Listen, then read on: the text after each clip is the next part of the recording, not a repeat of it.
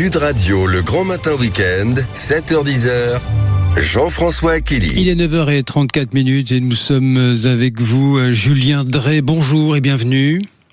Bonjour Jean-François et bonne chance pour votre nouvelle aventure. Oui, puisque je vais animer le grand matin week-end de Sud Radio à partir bien du premier week-end de septembre, celui du 5 et du 6 septembre. Merci Julien Drey. Vous suivez, j'imagine, Julien Drey, cette rentrée politique avec beaucoup d'acuité. Que dites-vous, Julien Drey? Vous avez entendu les débats qui vous ont précédé. Que dites-vous de l'entrée en piste, si je puis dire, de Jean-Luc Mélenchon? Que faut-il attendre de son meeting à venir, là?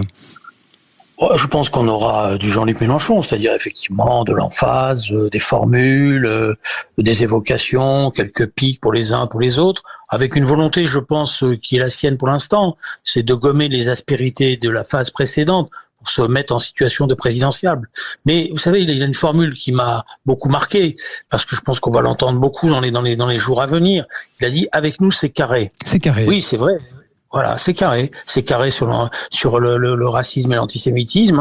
Il n'y a pas de doute maintenant sur le fait que c'est le premier mouvement antisémite de France. C'est carré sur l'autoritarisme, parce que personne ne sait les conditions dans lesquelles Jean-Luc Mélenchon, depuis 20 ans, dirige ce mouvement et fait qu'il n'y a pas une tête qui dépasse. Mais surtout, c'est carré dans l'imbécilité économique qu'il propose. Parce que c'est la première fois que je vois un dirigeant venir et dire « Moi, la dette, pas de problème.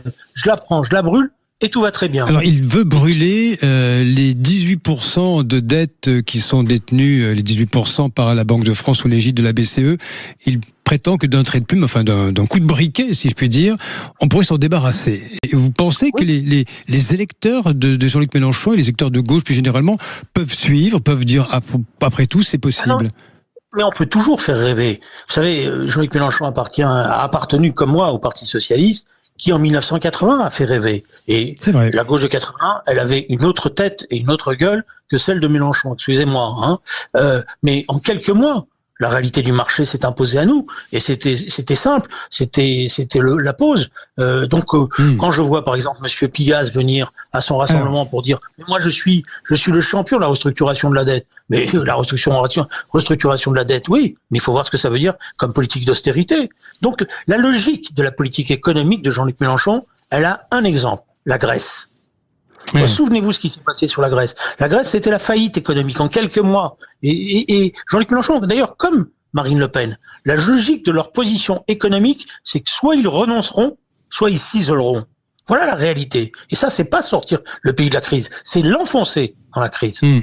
Julien Drey, je rappelle au passage que vous avez signé récemment « Qui est Mélenchon ?», votre essai édité par Plomb, qui n'est pas tendre à l'endroit du leader. Qui n'est pas tendre, mais c'est très intéressant de voir, si vous me permettez, Jean-François, c'est très intéressant de voir. Je m'attendais à avoir une réponse, puisque Mélenchon est un intellectuel et que j'ai travaillé pendant des années ensemble, en tandem. Je me disais, c'est un défi qui lui est lancé, il va répondre. Il va avoir l'honnêteté de répondre aux arguments. Il n'a jamais répondu. Et pour cause. Ah bon?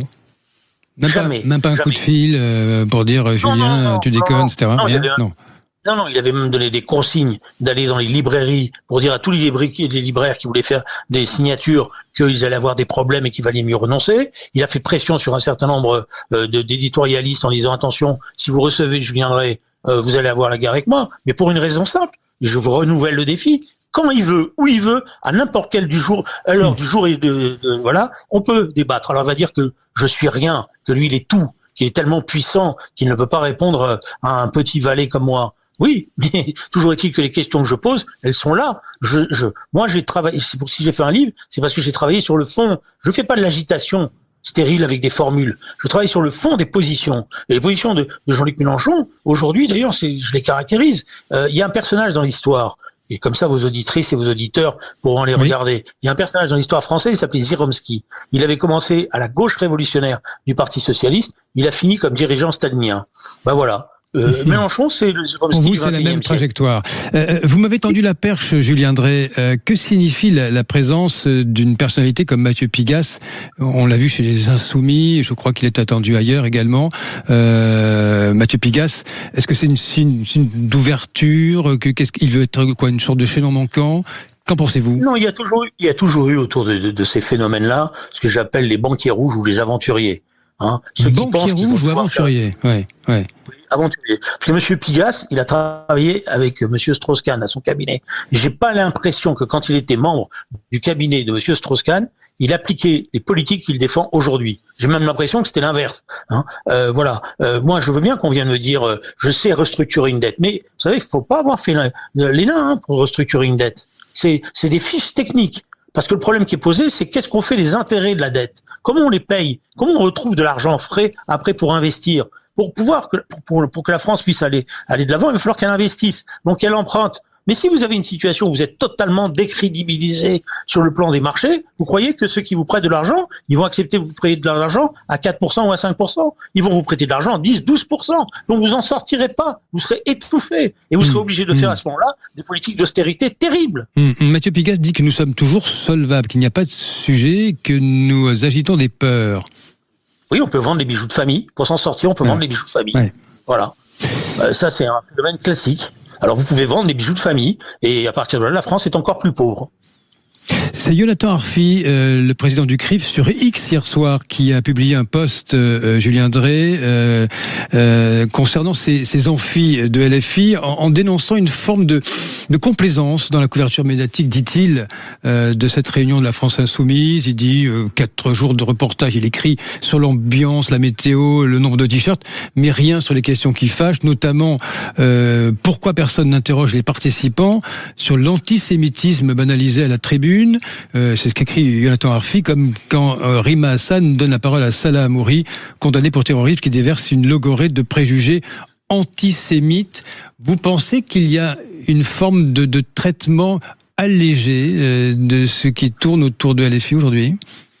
Oui, parce qu'il y a toujours la fascination du mal. Il y a une forme de fascination et d'attraction du mal. Donc il y a effectivement une partie de la presse qui est fascinée par les effets de manche, par le terrorisme intellectuel que fait régner Jean-Luc Mélenchon. Parce qu'il faut voir, quand on ose le contredire, ce qu'il fait. Voilà, il a liquidé les quelques contradicteurs qu'il avait en son sein, et je sais à peu près les méthodes qu'il emploie dans ces cas-là. Voilà. Donc cette fascination du mal, elle peut aujourd'hui séduire des jeunes qui sont moins formés idéologiquement qu'ils ne l'étaient de mon temps. C'est pas, je leur reproche pas, c'est pas de leur faute, c'est malheureusement la faute pour une part de l'éducation nationale et aussi pour une part de tout ce que nous n'avons peut-être pas su transmettre comme il le fallait au moment où il le fallait. Voilà. Donc oui, il y a ça, mais il y a eu pire, ces amphithéâtres. Il y a eu un débat sur Israël où, honnêtement, je ne vois pas la différence entre les propos qui étaient tenus à la tribune et les expositions qui étaient organisées en 1942 pour dénoncer la mainmise des Juifs sur la France. C'est vous qui le dites ce matin avec beaucoup de force. Il y a un parallèle vrai, Julien Drey. Ouais. Un dernier mot, il nous reste à peine plus d'une minute, malheureusement. Julien Drey, Raphaël Glucksmann aux 20h de TF1, vous y croyez ? Écoutez, moi, je ne connais pas bien Raphaël Glucksmann, je suis honnête avec vous, donc je vais regarder. Je ne suis pas convaincu qu'il soit celui qui est le mieux à même de répondre aux défis, parce que le seul défi maintenant, c'est d'éviter à la France ce duel terrible de 2 faillites, celle de Marine Le Pen ou celle de Jean-Luc Mélenchon. Voilà, on va voir, peut-être qu'il va affirmer quelque chose. Moi, je souhaite, et je l'ai déjà dit, donc je vais vous redire en tête, que un homme que je connais et qui se prépare puisse aller jusqu'au bout de sa démarche. Et cette démarche, vous savez, je vais finir comme ça.